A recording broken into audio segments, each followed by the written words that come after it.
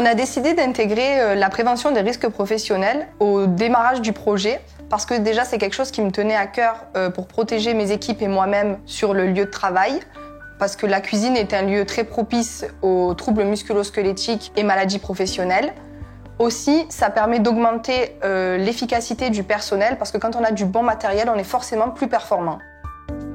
Alors, en amont, dès la conception, ce que j'avais identifié comme risque dans la cuisine, c'était les risques de chute liés à un sol glissant parce que les cuisines sont toujours humides, un risque de brûlure pour tout ce qui est de la cuisson, les risques de manutention en portant des objets lourds, en soulevant des objets toute la journée, ainsi que les risques liés au bruit, avec les bruits de la batterie, de la hotte constant dans la cuisine.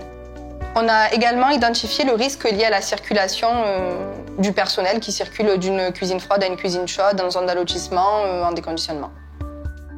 Pour éviter les risques de chute, on a opté pour un sol en résine antidérapant et des caniveaux crantés antidérapants. Le revêtement du sol permet de ne pas glisser avec ou sans chaussures de sécurité. Le revêtement du sol reste aussi antidérapant même lorsqu'il est mouillé ou humectifié. Nous avons opté pour un polycuiseur avec un ordinateur intégré. Cet ordinateur permet de générer des recettes et des modes de cuisson. Le cuisinier a juste à sélectionner une recette, suivre la recette, lancer les process de cuisson. Pendant ce temps, il peut s'occuper d'autres choses et d'autres tâches.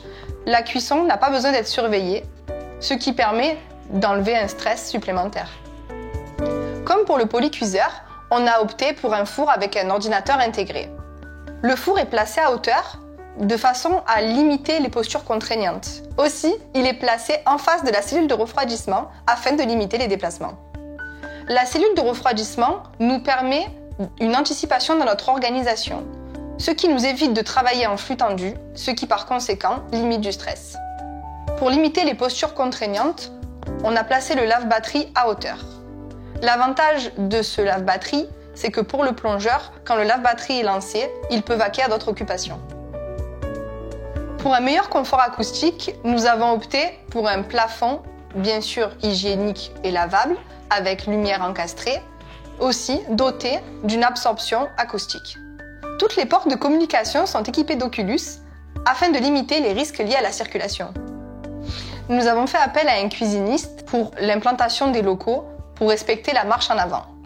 La cuisine étant de petite taille, nous avons été contraints d'optimiser au maximum les espaces.